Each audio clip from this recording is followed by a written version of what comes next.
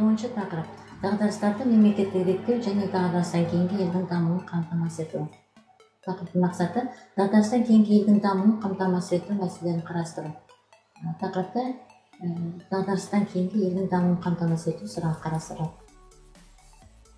Дағдарыстан кейінгі елдің дамуын қамтамасыз ету бұл сұрақты қарастыра келе, әдетте дағдарыстан кейін оның салдарын жою және келесі экономикалық өсуге әзірлену жөнінде үлкен міндеттер туындайды. Сондықтан дағдарыс кезінде ол туындатқан проблемаларды шешу үшін түрлі шешімдер қабылдау қажет.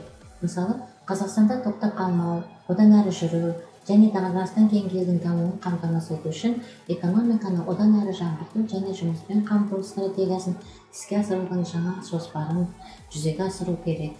Ол үшін әрине қосымша жаңа қаражат қажет. Қаржы тәртібін бұзушыларға дағдарыс уақытының заңы бойынша қатал сұраныс қойылуы тиіс. Барлық басым емес шығындар әкімшілік инвестициялық және басқа шығындар нөлге теңестірілуі тиіс. Бұл жергілікті бюджеттерге де қатысты болады. Осыған қаражат ең алдымен Қазақстандықтың еңбекпен қамтылу стратегиясын іске асыру мүмкіндігін береді. Ол дағдарыс ауыртпалығын ескеруге ғана көмектесіп қоймайды. Сонымен бірге дағдарыстан кейінгі уақытта экономиканың тиімді дамуын қамтамасыз етеді. Ол әрбір қазақстандық отбасына жаңа мүмкіндіктер береді. Жергілікті бюджеттерден де жұмыспен қамту стратегиясын бірлесе қаржыландыруға ресурстар бөлінуі тиіс. Жұмысынан айырылғандар үшін жаңа жұмыс орындарын құру қажет.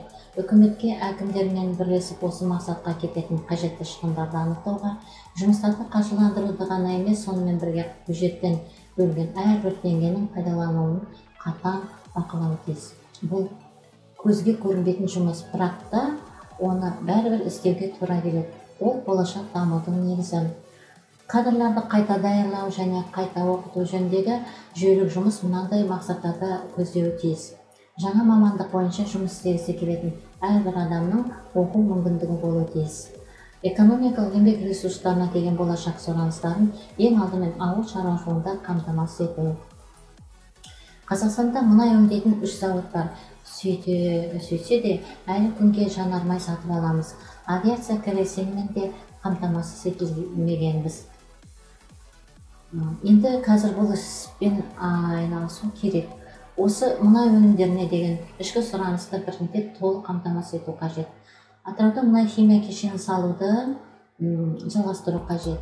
Екібастұз ГРЭС 1-ді кеңейту және қайта жарақтандыру жөніндегі жұмыстарды аяқтау қажет.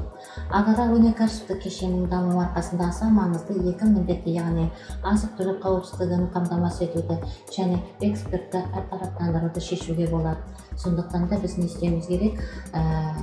Тауарлы сүт фермаларын, қос фабрикаларын, мал бордақылау алаңдарын ұйымдастыру мен дамыту, тамшылап суаруды қолдану арқылы жеміс, көкөніс дақылдары өндірісін ұйымдастыру, ауыл шаруашылық техникаларын жинау жөніндегі өндірістерді құру, ет өңдеу өндірісін дамыту, биязы жүнді қайта өңдеу, қазақстандық астық экспортының инфрақұрылымы және оны терең қайта өңдеу секілді экспортқа бағдарланған өндірістерді дамыту жөніндегі инвестициялық жобаларды қаржыландыруды жалғастыру керек.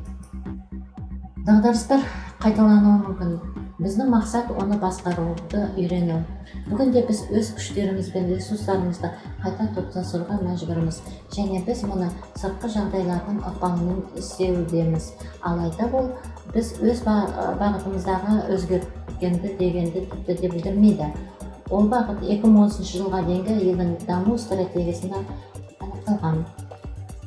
Өмір түзетулерін енгізуде барша қазақстандардың өркендеуі, қауіпсіздігі мен әл-ауқатының жақсаруы біздің мемлекетіміз үшін аса маңызды үшті ғұрлы міндет болып қала береді. Бізде дағдарысқа қарсы жоспар бар. Мемлекет резервтен жеткілікті қаражат бөлінген. Бүгінде бүкіл дүние бір-біріне қарап отыр. Дағдарыстың беті қалай болар екен, одан қай мемлекет қалай шығар екен деп бақылауда. Сан түрлі саясаткерлер сарапшылар Қазақстан қазіргідей қиындықтан өтер ме екен, осы кезде ел бірлігін сақтап қалар ма екен деп бақылауда. Жеріміз кең, еліміз бай, істеген адамға далада, қалада жұмыс жетіп жатыр. Бел шеше кірісіп, білек сыбанып жұмыс істейтін кез келді. Тақырыпта өзіндік бақылау сұрақтары қойған және де тақырып бойынша әдебиеттер тізімі қойылған. Назарларыңызға рахмет.